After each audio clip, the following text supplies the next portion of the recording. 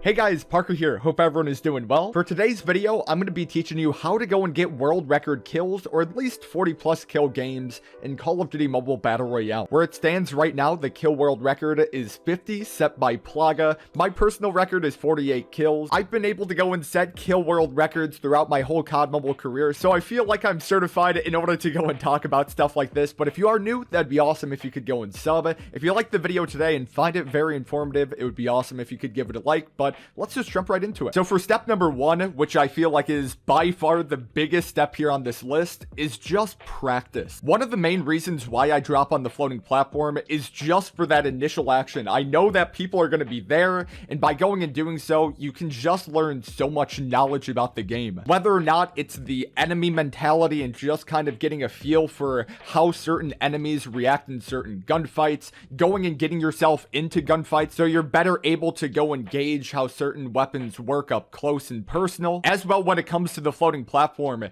it's a lot of reactionary stuff. You have to think a lot on the spot, and depending on how you go and think in certain scenarios, you can either win a gunfight or lose a gunfight. But if you lose, you can then go and learn from that experience. So that's why I feel like getting practice in and dropping into a lot of those hotspots and always engaging in gunfights is one of the most important things that you can do, not only for Call of Duty Mobile, but really for any types of games for your first time getting into it, whether or not it's COD Mobile or like PUBG Mobile or even like Warzone for that matter. Being able to go and understand a game's mechanics and just kind of the mentality that other players go and have can just make you so much experience for the game that you're going and playing. For step number two here, it's just going to be having a really good solid weapon loadout. You can never go wrong with the AK-47. It's a pretty universal weapon to go and use whether or not you're in close, medium, or long range gunfights. For me personally, I've been using a lot of the M4 LMG. You can go and use the loadout that you see here on screen, but if that doesn't really fit your own playstyle, you can't really go wrong with AK-47. For step number three here, it's just going to go and be picking the right class. For me personally, I just love it Ninja so far this season. Being able to go and grapple onto buildings and just being able to go and have that height advantage is really important, as well as one of the main characteristics, the dead silence, is just so delicious. But then something like a Trap Master can be really beneficial. I know that a couple other people might use something like Medic or Trickster, but it really just depends on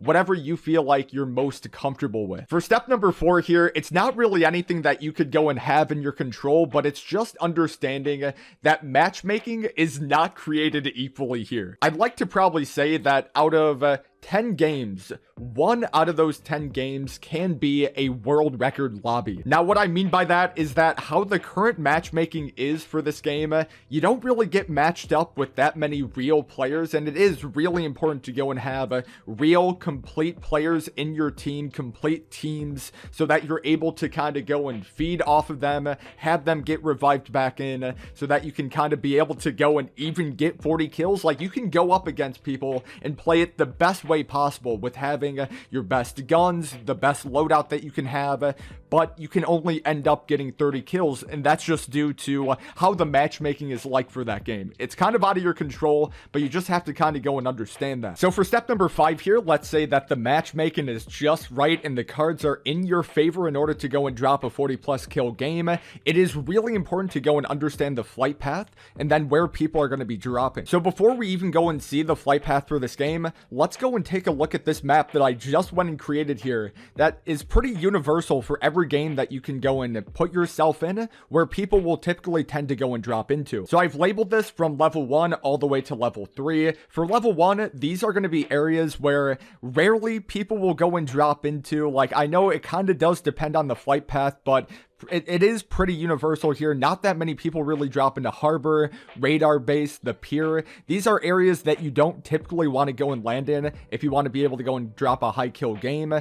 These level 2 areas can sometimes be nice. It's almost like a hit or miss. When they do hit, like, you will actually be able to go and cycle some nice teams there, but when they miss, it's just nobody's there and you kind of have to go and move on. But then for level 3 areas, you will usually find people here here, guaranteed. So feel free to go and memorize this just so that you can go and have your rotations on point for when you're in the game and you want to know where people are going to be. Usually at these level 3 spots is where you want to go and do your rotations. So now we move into the flight path, and oh my god, look at this beautiful flight path here, and it's beautiful for a couple reasons. So first off, look at all those threes that you're going to be getting into.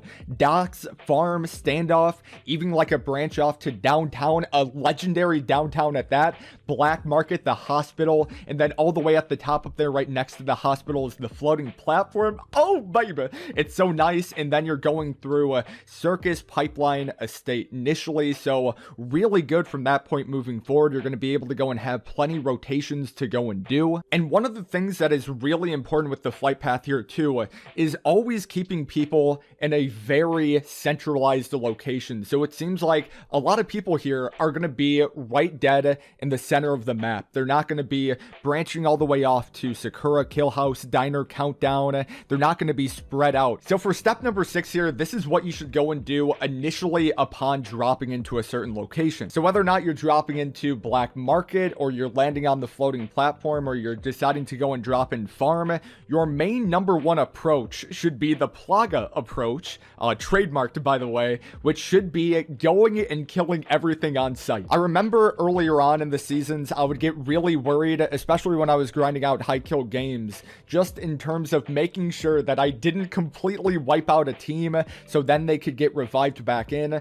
But just the more and more I was thinking about it, like, the chances of those people getting their boys back in and then you being able to go and meet up again with them, as well as like the realistic matchmaking chances of all those teams not fighting off and completing wiping out other teams, it just kind of makes sense logically that no, you should just go all out on the floating platform or wherever you happen to go and drop and just go and kill as many people as you possibly can. So now for step number 7 here, let's say that you had a really good initial start, you did the Plaga approach, you went and killed pretty much everyone in that little area. Now it's really important to go and focus on your rotation. So if we go back onto the example game that I had, I landed on floating platform, which is really nice because it has a helicopter. That would be one side tip I would go and give, and I'm going to give a couple side tips throughout this video here today as well. Having a helicopter for doing rotations is going to be very, very important. You want to be able to go and have helicopters so you can travel the fastest way possible from location to location. But with remembering where that flight path was initially from the floating platform, you could then go on to hospital. If you want to kind of fly in between Black Market and standoff, you can kind of get a pretty good gauge on whether or not you're hearing gunfights going off at Black Market, and if you don't, you can just work your way just right away to standoff and then do a nice rotation to farm. And then if you want, in a way, you can also be on the lookout or be on the here out to go and see if there's any action happening at pipeline and then do those types of rotations respectfully there. And then if not, just remember that downtown for that game was a legendary hotspot, so then you could do a rotation to downtown by going near Dockside as well, because Docks is also usually a pretty poppin' area. And these are all rotations that you can easily do within a matter of a couple minutes in the beginning of the game. So step number 7 and step number 8 kind of go hand in hand. Step number 7 focused on rotations, while step number 8 here should go and focus on what you should go and do in gunfights from this point moving forward. So you got to remember here that you're playing solos versus squads. You, one player, are going up against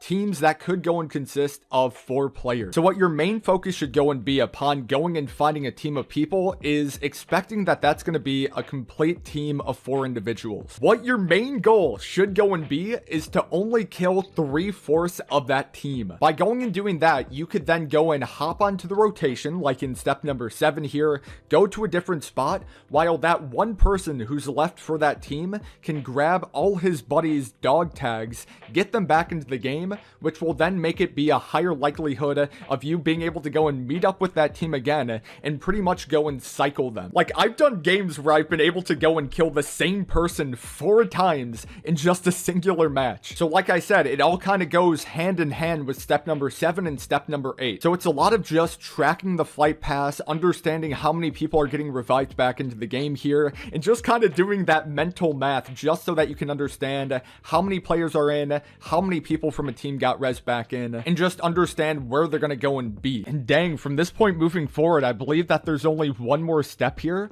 and it's just going to be understanding the rotations that teams are going to go and have upon the circle moving in. So with the first circle here on the map, you can go and see that it's going to be pretty heavy on the top right hand corner of the map, and this is where it's really important to go and once again remember the flight path, remember where people are going to go and be, because yeah, don't get me wrong, Sakura and Kill House are somewhat in that zone there, but nobody, like, the flight path wasn't even anywhere close over there to those areas, so that you know that upon the flight path that people are going to be rotating from farm to maybe bus station, from standoff maybe to nuclear, from black market to hospital. It was really heavy on the left side of the zone over there, so probably the majority of the gunfights that a player would go and find themselves in with this circle would be towards that left side of the map. And then what's also really nice about this, because this is kind of like, once again, another one of those side tips, is that when it does come to airdrops going and spawning in, I will typically be fine with just one custom loadout.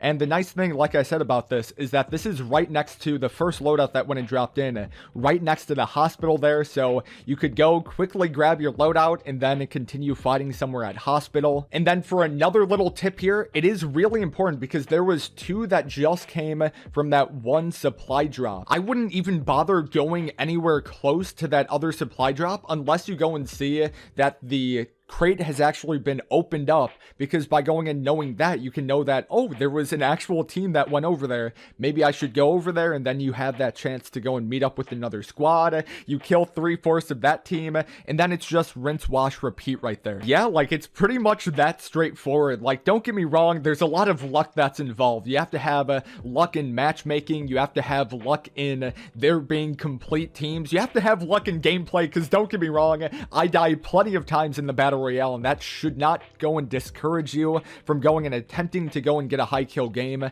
But that's at least my best recommendation to going and getting high kills in COD Mobile Battle Royale. If you guys are new, that'd be awesome if you could sub it. If you liked the video and found it very informative, it would be awesome if you could give it a like. But I guess I'll talk to you guys in the next video.